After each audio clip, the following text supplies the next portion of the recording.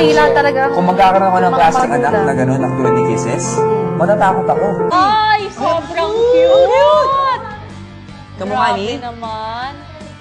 Kamukha Kamukha ni ni Julia Claudia Barreto. Barreto. Claudia. Mas Claudia, oo. Diba? Ay, ang ganda. Cute, ang ganda ni Kisses, bata pa lang. Maganda na siya talaga. At saka kikay na, bata pa lang.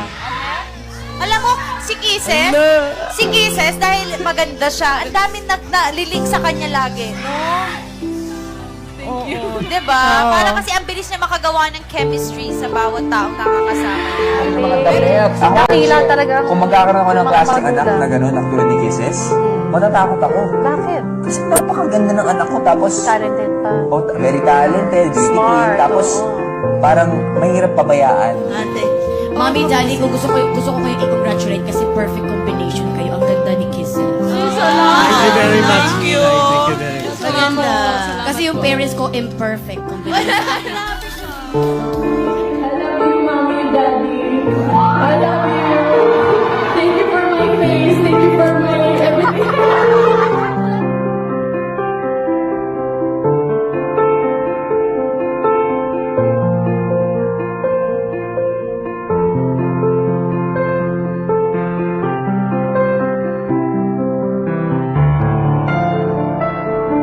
That? Yes.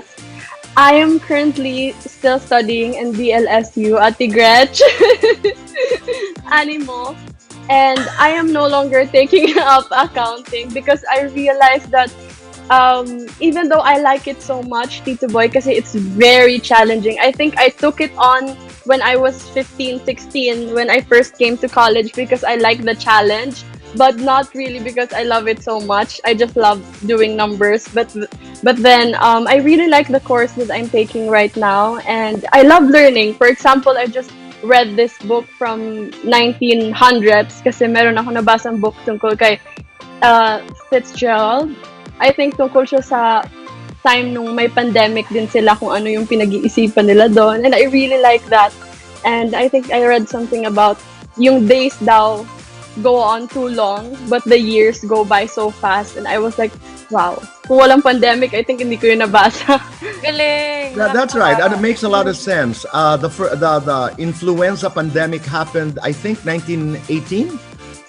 Yes, Tito Boy. Diba? About 1918. So that was an experience. Pero it ended. I mean, the virus just went away after 2 years. Ako ang dasal ko nga nung 2020. Sabi ko, Gretch, Kisses, sana matapos na. Pero ngayon parang let's just seize the moment, whatever is there.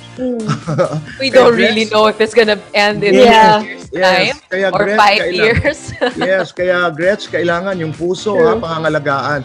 Pero, Hala. Kisses, some people are saying, Yes, is this Tito true? Boy. Is this true that you're Yes. not, madalang daw ang post mo ngayon sa social media? Is that true? Yes, Tito Boy. You know, you commented about this, diba, Tito Boy? I know. I told you posting about on it, yeah. social media. Pero, I guess, Tito Boy, it's more about acceptance now.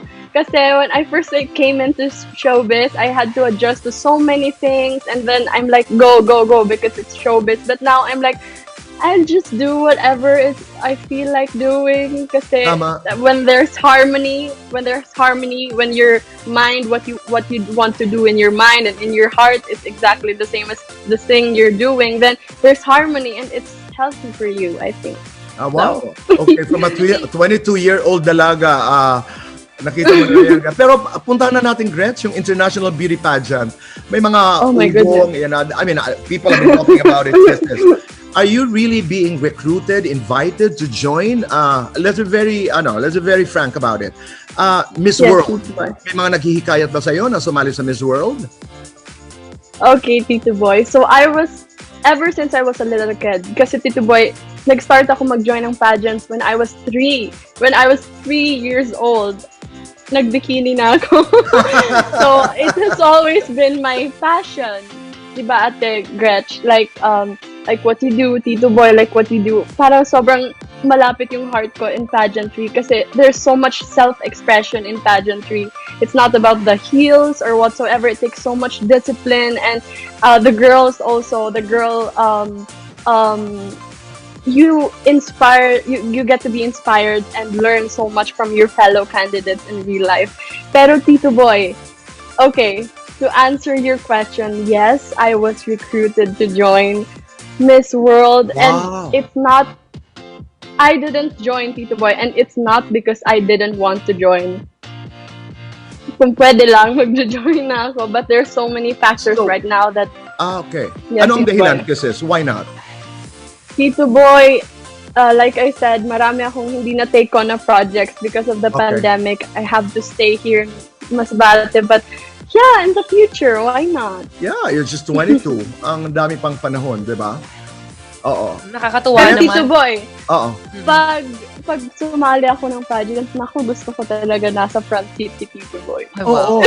Saka, Saka pwede ba ako sumama dyan? Oo, Ay, magtatrabaho sige, tayo. Ate Gret. We'll work on the Q&A. No, it's amazing, Yes, Tito Boy, because absolutely. It would be a privilege.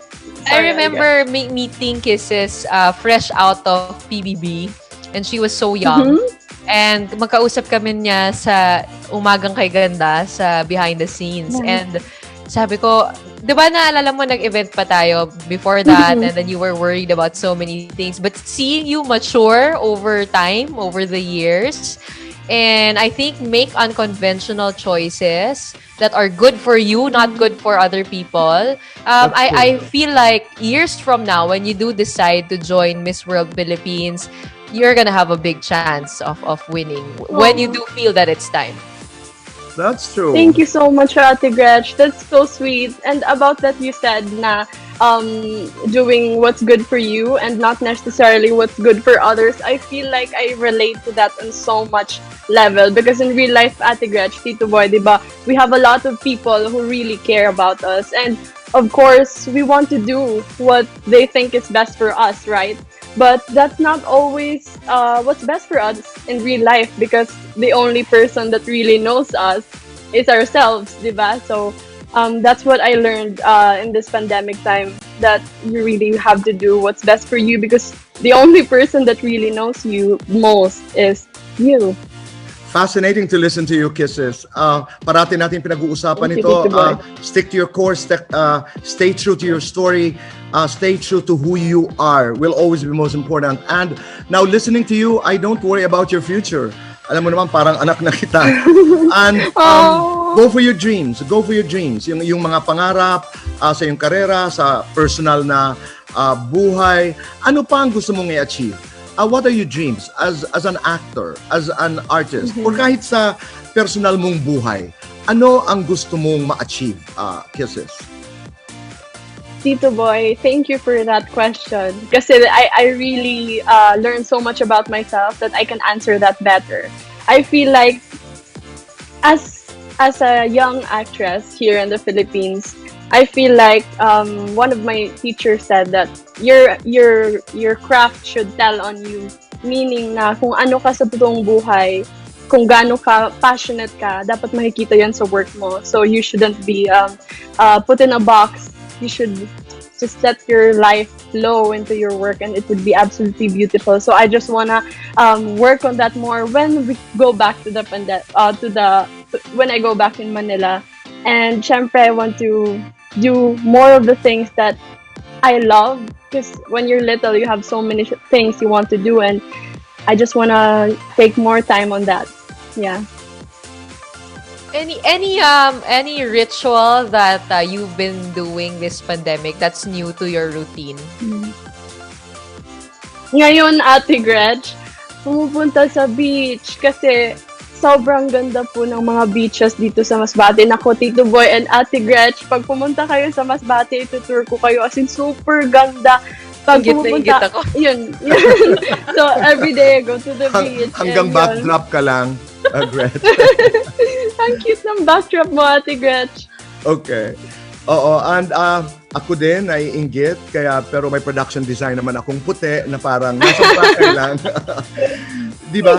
Pero Gretch, tama yung ano. I mean, you've been talking about what you're doing in the pandemic and how you've been able to manage, how live a life that is meaningful in the middle of the pandemic. At saka dapat nangangarap tayo ng malaki talaga, di ba? Yes. We dream big, Kisses. Di ba? Absolutely, Tito Boy. I love that. Oo, and okay. let's go to the reason why, one of the reasons why you're here today. All right? Okay, talk about, Tito Boy. Yes. about dreaming big in the context of, why Kisses visited us today. Go ahead.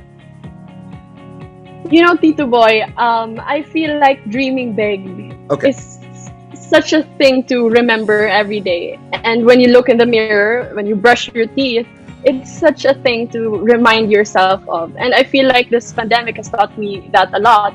And syempre, it's been a challenging journey for me as a person, this pandemic. Pero yeah, one of the biggest things that I've learned is to continue to dream big. And I'm very positive that there's a really bright future ahead of us after this pandemic. I know. And how big is it to